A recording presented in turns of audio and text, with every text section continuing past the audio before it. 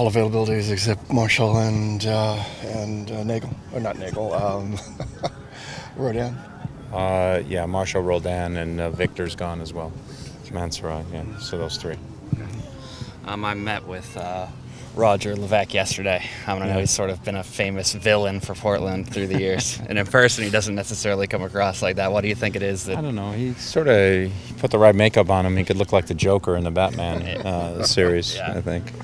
What is it otherwise that you think irked their fan base so much over the years? It's just, you become a hero or you become a villain to certain fan bases, depending on what you do in games. And obviously, he scored some big goals against Portland, and I think that's sort of helped that. And I know in our early years in the Open Cup when I was here, he was involved in big goals for us there, and his celebration with Nate Jaquez sort of make a little folklore history, and then.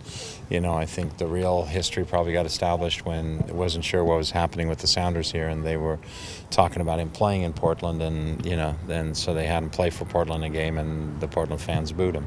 So I think that solidified it for him. Yeah. And having guys like him and like Scott that sort of bridge those two eras in regards to the rivalry, do you think that sort of tied the eras together a little bit more than maybe it otherwise would have been?